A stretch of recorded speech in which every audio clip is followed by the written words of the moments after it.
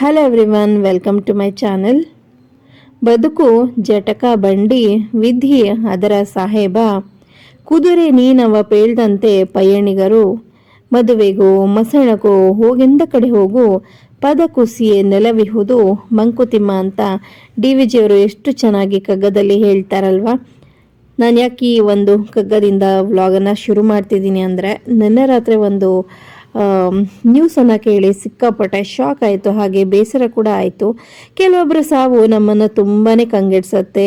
ಯಾರೋ ನಮಗೆ ಪರಿಚಯನೇ ಇಲ್ಲದೆ ಇರೋ, ಲೈಕ್ ನಿಮ್ಗೆಲ್ರಿಗೂ ಗೊತ್ತಿರೋ ಹಾಗೆ ಅಪರ್ಣಾ ಅವರ ಒಂದು ಸಾವು ಆಗಿದೆ ಅಲ್ವಾ. ಸೊ ಕ್ಯಾನ್ಸರ್ನಿಂದ ಅವರು ತೀರ್ಕೊಂಡಿದ್ದಾರೆ, ನಮ್ಮನ್ನೆಲ್ಲ ಅಗಲಿದ್ದಾರೆ.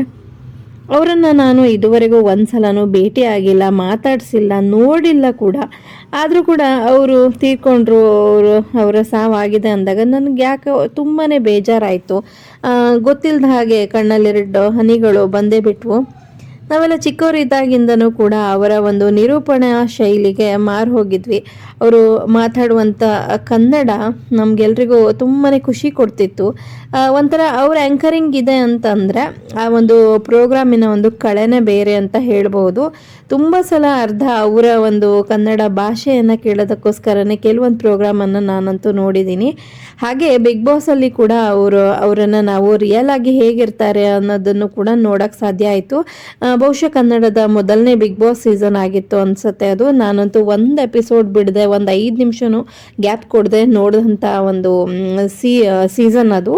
ಸೊ ಅದರಲ್ಲೂ ಕೂಡ ಅಪರ್ಣಾ ಅವರು ಎಷ್ಟು ಚೆನ್ನಾಗಿ ಎಲ್ಲರ ಜೊತೆ ಹೊಂದ್ಕೊಂಡು ಇದ್ರು. ಅದಾದಮೇಲೆ ಮಜಾ ಟಾಕೀಸಲ್ಲಿ ಕೂಡ ಅವರು ವರಲಕ್ಷ್ಮಿ ಅಂತ ಏನೋ ಒಂದು ಕ್ಯಾರೆಕ್ಟರನ್ನು ಪ್ಲೇ ಮಾಡ್ತಿದ್ರು. ಅಂದರೆ ಲೈಕ್ ಅವರು ತುಂಬ ಸೀರಿಯಸ್ ವ್ಯಕ್ತಿತ್ವ ಅಲ್ವಾ. ಬಟ್ ಆ ಒಂದು ಮಜಾ ಟಾಕೀಸಲ್ಲಿ ಅವರು ಎಷ್ಟು ಚೆನ್ನಾಗಿ ಮಾಡ್ತಿದ್ರು ಅಂದರೆ, ಅದರಲ್ಲಿ ನಮಗೆ ಬೇರೆ ರೀತಿಯ ಒಂದು ಅಪರ್ಣಾ ಮ್ಯಾಮ್ ಕಾಣೋಕ್ಕೆ ಸಿಕ್ಕಿದ್ರು. ಅದಲ್ಲದೆ ನಾನು ಹಿಂದೊಂದು ಸಲ ತುಂಬ ಲಾಂಗ್ ಬ್ಯಾಕು ಒಂದು ಮಸಣದ ಹೂಗಳು ಅಂತ ಒಂದು ಸಿನಿಮಾ ಬಂದಿತ್ತು, ಪುಟ್ಟಣ ಕಣ್ಗಲ್ ಅವ್ರದ್ದು ಅಂತ ಅನ್ಸುತ್ತೆ, if I am not wrong. So ಅದರಲ್ಲಿ ಕೂಡ ಅವರ ಅಭಿನಯ ತುಂಬಾ ಚೆನ್ನಾಗಿತ್ತು. ಸೊ ಇದೆಲ್ಲವೂ ನೆನಪಾಗ್ತಾ ಇತ್ತು ಒಂದ್ರ ಹಿಂದೆ ಒಂದು. ಹಾಗೆ ನನ್ನ ಹಸ್ಬೆಂಡ್ ಕೂಡ ಸಾಕಷ್ಟು ಸಲ ಅವರನ್ನು ನೋಡಿದ್ದಾರೆ, ಮಾತಾಡ್ಸಿದ್ದಾರೆ. ಅವರು ಕೂಡ ಹೇಳ್ತಿದ್ರು ಎಷ್ಟು ಶಾಕಿಂಗ್ ಅಲ್ವಾ ಈ ಮ್ಯಾಮು, ಅಂದರೆ ತೀರ್ಕೊಂಡಿದ್ದಾರೆ ಅಂತ ಇದುವರೆಗೂ ನಂಬಕ್ಕೆ ಆಗ್ತಿಲ್ಲ ಅಂತ ಹೇಳಿ ಅಷ್ಟು ಶಾಕ್ ಆಯಿತು ನಮಗಿಬ್ಬರಿಗೂ. ಆದರೂ ಈ ವಿಧಿ ಆಟದ ಮುಂದೆ ಅಥವಾ ಹಣೆ ಬರೋದ ಮುಂದೆ ನಮ್ಮದೆಲ್ಲ ಏನು ನಡೆಯುತ್ತೆ ಅಲ್ವಾ, ನಾವೆಲ್ಲ ಹುಲು ಮಾನವರು ಅಂತ ಹೇಳಿ. ಅವರಿಗೆ 58 ವರ್ಷ ಆಗಿತ್ತಂತೆ ಸಾಯುವಾಗ. ಬಟ್ ಅವರು ಸತ್ತರೂ ಕೂಡ ಅವರ ಒಂದು ಅವರ ಕೆಲಸಗಳಿಂದ ಅವರು ಎಲ್ಲರ ಮನಸ್ಸಲ್ಲಿ ಹಾಗೆ ಅಚ್ಚಳಿದೆ ಉಳಿತಾರೆ. ಹಾಗೆ ಮೆಟ್ರೋದಲ್ಲೂ ಕೂಡ ಅವರು ಮೆಟ್ರೋ ಇರುವಷ್ಟು ಕಾಲ ಅವರ ಧ್ವನಿ ಅಂತೂ ಅಲ್ಲಿ ಮಾರ್ದನಿಸುತ್ತೆ ಅಂತ ಹೇಳೋಕ್ಕೆ ಇಷ್ಟಪಡ್ತೀನಿ. ಇನ್ನೇನು ನಮ್ಮ ಹತ್ರ ಮಾಡೋಕ್ಕೆ ಸಾಧ್ಯ ಇಲ್ಲ ಅಲ್ವಾ. ಅವರ ಒಂದು ಸಾವಿಗೆ ಒಂದು ಒಳ್ಳೆ ಬೀಳ್ಕೊಡುಗೆ ಅವರ ಒಂದೆರಡು ಕಣ್ಣು ಹನಿಗಳೇ ಅವರಿಗೆ ಅಶ್ರುತರ್ಪಣ ಅಂತ ಹೇಳ್ಬೋದು, ಇನ್ನೇನು ಹೇಳಕ್ಕೆ ಸಾಧ್ಯ ಇಲ್ಲ. ಹಾಗೆ ಅವರ ಆತ್ಮಕ್ಕೆ ಚಿರಶಾಂತಿ ದೊರೆಯಲಿ ಅಂತ ನನ್ನ ಒಂದು ವ್ಲಾಗ್ ಮೂಲಕ ನಾನು ಕೇಳ್ಕೊಳ್ತಾ ಇದ್ದೀನಿ. ಈ ಒಂದು ವ್ಲಾಗು ನಾನು ಗುರುವಾರನೇ ಶೂಟ್ ಮಾಡ್ಕೊಂಡಿದ್ದೆ, ಬಟ್ ಎಡಿಟ್ ಮಾಡಿ ಪೋಸ್ಟ್ ಮಾಡೋದಕ್ಕೆ ಸ್ವಲ್ಪ ಲೇಟ್ ಆಯಿತು. ಹಾಗೆ ನಾನಿವತ್ತು ನನ್ನ ಮನೆ ಕೆಲಸಗಳನ್ನು ಸ್ಟಾರ್ಟ್ ಮಾಡ್ಕೊಂಡಿದ್ದೀನಿ. ಪಾತ್ರೆ ಎಲ್ಲ ತೊಳೆದಿದ್ದಾಯಿತು. ಹಾಗೆ ಮನೆ ಕ್ಲೀನಿಂಗ್ ಇದ್ದೇ ಇರುತ್ತೆ ಅಲ್ವ. ಪ್ರತಿದಿನ ಬೆಳಗ್ಗೆ ಒಂದಿಷ್ಟು ಕೆಲಸಗಳು ನಮ್ಮ ಲಿಸ್ಟಲ್ಲಿ ಬಂದೇ ಬಿಡುತ್ತೆ. ಅದೊಂದು ರೂಟೀನ್ ಥರ ಸೆಟ್ ಆಗಿಬಿಟ್ಟಿದೆ. ಸೊ ಯಾವುದೇ ಒಂದು ಕೆಲಸ ಇದರಲ್ಲಿ ಮಿಸ್ ಆದರೂ ಕೂಡ ನಮಗೆ ಆ ದಿನ ಎಲ್ಲ ಒಂಥರ ಬೇಸರ ಅಂತ ಅನ್ನಿಸ್ತಿರುತ್ತೆ. ಮತ್ತು ಬೆಳಗಿನ ಕೆಲಸ ಬೆಳಗಿನ ಟೈಮ್ ಮಾಡ್ಕೊಂಬಿಟ್ರೆ ಆಮೇಲೆ ಇಡೀ ದಿನ ಫ್ರೀಯಾಗಿ ನಮಗೆ ಬೇಕಾಗಿರುವಂಥ ಕೆಲಸಗಳು ಮಾಡ್ಕೊಳ್ಳೋಕ್ಕೆ ಟೈಮ್ ಸಿಗುತ್ತೆ. ಇಲ್ಲದಿದ್ದರೆ ಇಡೀ ದಿನ ಇದೇ ಆಗಿಬಿಡತ್ತೆ.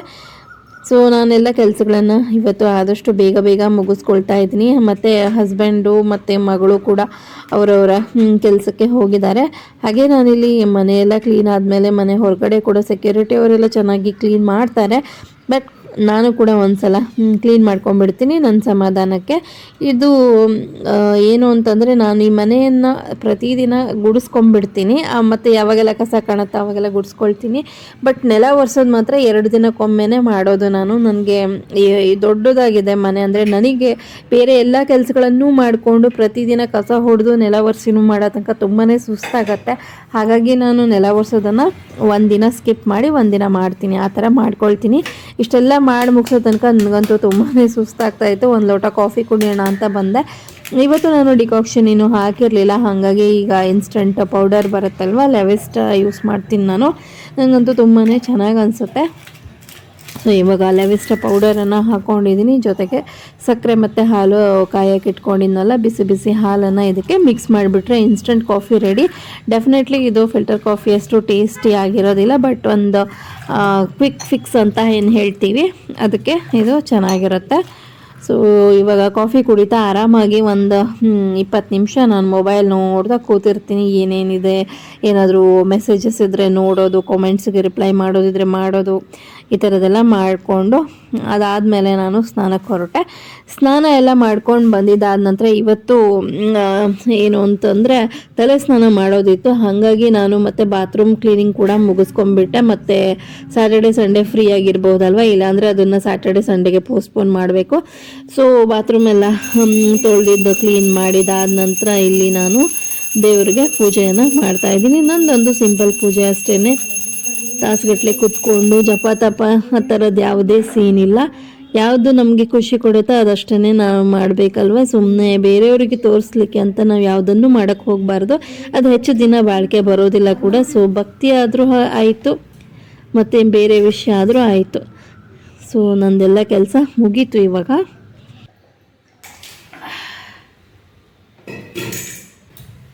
ಅಂತೂ ಇವತ್ತು ಎಲ್ಲ ಕೆಲಸ ಮುಗೀತು. ಇವಾಗ ಟೈಮ್ 12:30 ಆಗ್ತಾ ಇದೆ. ಸೊ ಇವಾಗ 12:30ಇಂದ ಆಲ್ಮೋಸ್ಟ್ 3 ಗಂಟೆಗೆ ನಾನು ಮಗಳನ್ನು ಪಿಕ್ ಮಾಡೋಕ್ಕೆ ಹೋಗ್ತೀನಿ ಸ್ಕೂಲಿಗೆ. ಸೊ 12:30ಇಂದ ಆಲ್ಮೋಸ್ಟ್ 3 ಗಂಟೆ ತನಕ ನನಗೆ ಇವಾಗ ಫ್ರೀ ಟೈಮ್ ಸಿಗುತ್ತೆ. ಸೊ ಈ ಫ್ರೀ ಟೈಮಲ್ಲೇ ನನಗೆ ಏನು ಸಾಧ್ಯನೋ ಅದನ್ನೆಲ್ಲ ಮಾಡ್ಕೊಳ್ಬೇಕು. ಅದಾದಮೇಲೆ ಮಗಳನ್ನು ಕರ್ಕೊಂಡು ಬಂದ ಮೇಲೆ ನನಗೆ ಯಾವುದೇ ಕೆಲಸ ಮಾಡೋಕ್ಕೆ ಸಾಧ್ಯ ಆಗಲ್ಲ. ಅವಳನ್ನು ಕರ್ಕೊಂಡು ಬಂದಮೇಲೆ ಅವಳ ಜೊತೆ ಮಾತುಕತೆ, ಹಾಗೆ ಅವಳು ಹೋಮ್ವರ್ಕ್ ಮಾಡಿಸೋದು, ಸೊ ಇದೇ ನಡೀತಾ ಇರುತ್ತೆ. ಸೊ ನನ್ನ ಮೀ ಟೈಮ್ ಅಥವಾ ಫ್ರೀ ಟೈಮ್ ಅನ್ನೋದು ಇದೇನೆ.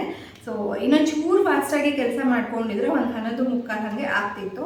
ಇವತ್ತು ಸ್ವಲ್ಪ ಅಡಿಷನ್ ಕೆಲಸಗಳೆಲ್ಲ ಇತ್ತು, ಲೈಕ್ ನಾನು ಬಾತ್ರೂಮ್ ತೊಳೆಯೋದು ಕೂಡ ಇವತ್ತೇ ಮಾಡಿದೆ.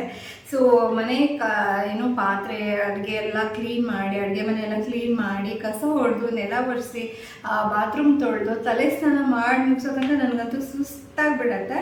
ಸೊ ಇಷ್ಟರ ಮೇಲೆ ನನಗೆ ಯಾವುದೇ ಕೆಲಸ ಮಾಡೋದಕ್ಕೂ ಚೈತನ್ಯ ಇರೋದಿಲ್ಲ, ಕೂತ್ಕೊಂಡ್ಬಿಡೋಣ ಒಂದು ಕಡೆ ಅಂತ ಅನಿಸ್ತಿರುತ್ತೆ. ಸೊ ಈ ಟೈಮಲ್ಲಿ ಆರಾಮಾಗಿ ನಾನು ಕೂತ್ಕೊಂಡು ಎಡಿಟಿಂಗ್ ಮಾಡ್ತೀನಿ. ಇಲ್ಲಾಂದರೆ ನನಗೇನಾದರೂ ನೂಲು ಚಾನಲ್ಗೆ ಹೊಸ ಅದೇನಾದರೂ ಸ್ಟಿಚ್ ಮಾಡೋದಿದ್ರೆ ಅದನ್ನು ಮಾಡ್ತೀನಿ. ಸೊ ನಿನ್ನೆ ಏನಾಯಿತು, ನಾನು 2 ಹೊಸ ಪ್ರಾಡಕ್ಟನ್ನು ಸ್ಟಿಚ್ ಮಾಡಿಕೊಂಡೆ.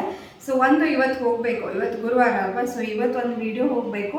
ಹಾಗೆ ಇನ್ನೊಂದು ಸ್ಯಾಟರ್ಡೇಗೆ ಮಾಡ್ಕೊಂಡಿದ್ದೀನಿ ಈಗಾಗಲೇ. ಸೊ ನನಗೆ ಸ್ಟಿಚಿಂಗ್ ಕೆಲಸ ಮುಗೀತು ಈ ವಾರದ್ದು. ಇನ್ನೇನಂದರೆ ಕೂತ್ಕೊಂಡು ಎಡಿಟಿಂಗ್ ಮಾಡ್ಕೊಳ್ಬೇಕಷ್ಟೇ. ಸೊ ಇವತ್ತು ಹೋಗಬೇಕಾಗಿರೋಂಥ ವಿಡಿಯೋ ಯೂಶ್ವಲಿ ನಾನು ಹಿಂದಿನ ದಿನವೇ ರೆಡಿ ಇಟ್ಟಿರ್ತೀನಿ, ಬಟ್ ನಿನ್ನೆ 2 ಪ್ರಾಡಕ್ಟ್ ಮಾಡ್ಕೊಂಡಲ್ಲ, ಹಾಗಾಗಿ ಅದನ್ನು ಎಡಿಟ್ ಮಾಡಿ ವಾಯ್ಸ್ ಓವರ್ ಮಾಡೋದಕ್ಕೆ ಟೈಮ್ ಆಗಿಲ್ಲ. ಹಾಗಾಗಿ ಇವಾಗ 2 ಪ್ರಾಜೆಕ್ಟನ್ನು ಏನಿದೆ ಅದನ್ನು ಕ್ಲೀನಾಗಿ ಎಡಿಟ್ ಮಾಡಿ ವಾಯ್ಸ್ ಓವರ್ ಕೊಟ್ಟು ಅಪ್ಲೋಡ್ ಮಾಡಿಬಿಡ್ತೀನಿ. ನನ್ನ ಕೆಲಸ ಆಯಿತು. ಸೊ ಇವಾಗ ನನ್ನ ಕೆಲಸ ಸ್ಟಾರ್ಟ್ ಆಗಬೇಕು. ಏನು ಆಗಿದೆ ಅಂದರೆ ಈಗ ಜಸ್ಟ್ ಕರೆಂಟ್ ಹೋಯಿತು. ಸೊ ನನ್ನ ಪುಣ್ಯ ಅಟ್ಲೀಸ್ಟ್ ಗೀಸರಲ್ಲಿ ನೀರು ಕಾದಿತ್ತು, ತಲೆ ಸ್ನಾನ ಆಯಿತು. ಸೊ ನನಗೇನು ಅಂದರೆ ಬಾತ್ರೂಮ್ ತೊಳೆದ ದಿವಸ ನನಗೆ ತಲೆ ಸ್ನಾನ ಆಗಲೇಬೇಕು. ವಯಸ್ಸು ಸ್ನಾನ ಮಾಡಿಕೊಂಡ್ರೆ ನನಗೆ ಸೆಟ್ಟೇ ಆಗಲ್ಲ. ಹಾಗಾಗಿ ತಲೆ ಸ್ನಾನನೂ ಆಯಿತು. ಇನ್ನು ನಾನು ಎಡಿಟಿಂಗ್ ಎಲ್ಲ ಮುಗಿಸ್ಕೊಳ್ಬೇಕು. ಸೊ ಶುರು ಮಾಡ್ತೀನಿ ಇವಾಗ ಎಡಿಟಿಂಗು. 2 ಪ್ರಾಜೆಕ್ಟ್ ಇದೆ. ಸೊ ಸ್ಟಿಚಿಂಗ್ ಮಾಡೋದಕ್ಕೆ 2 ಅವರ್ ಬೇಕು ಅಂತಂದರೆ ಎಡಿಟಿಂಗಿಗೂ ಅಟ್ಲೀಸ್ಟ್ 1 ಅವರ್ ಅಂತೂ ಬೇಕೇ ಬೇಕು. ಸೊ ಆಲ್ಮೋಸ್ಟ್ ಒಂದು ವಿಡಿಯೋ ಪ್ರೊಸೆಸ್ ಆಗಬೇಕು ಅಂದರೆ ಕಂಪ್ಲೀಟಾಗಿ ಒಂದು 3 ಅವರ್ಸ್ ಅಂತೂ ಬೇಕೇ ಬೇಕು. ಇವತ್ತು ಬೆಳಗಿನ ತಿಂಡಿ ಬಿಸಿಬೇಳೆ ಬಾತ್ ಮಾಡಿದೆ, ಸೊ ಅದಿದೆ. ಸೊ ಮಧ್ಯಾಹ್ನದ ಲಂಚಿಂದು ತಲೆ ಬಿಸಿ ಇಲ್ಲ. ರಾತ್ರಿಗೆ ನಾನು ಚಪಾತಿ ಮತ್ತು ಪಲ್ಯ ಮಾಡ್ತಿದ್ದೀನಿ. ಸೊ ಇವತ್ತಿನ ದಿನ ಸಾರ್ಟೆಡು. ಇವಾಗ ನಾನು ಸ್ಟಾರ್ಟ್ ಮಾಡ್ತೀನಿ ಎಡಿಟಿಂಗು, ಆಮೇಲೆ ಮತ್ತೆ ನಿಮ್ಮ ಜೊತೆ ನಾನು ಮಾತಾಡ್ತೀನಿ.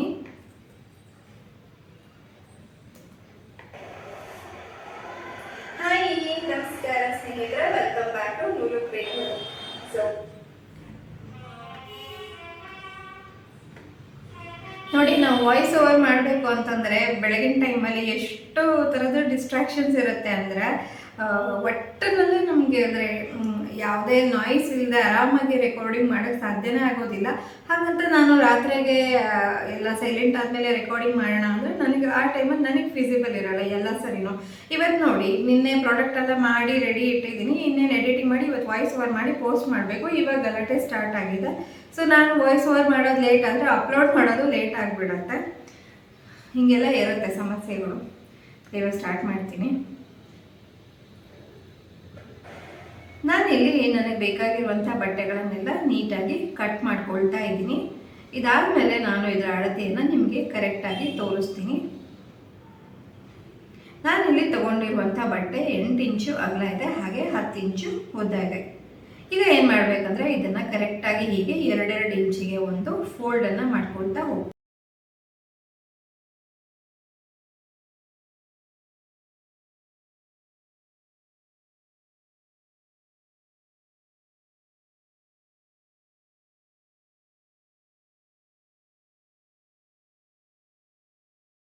ಈಗ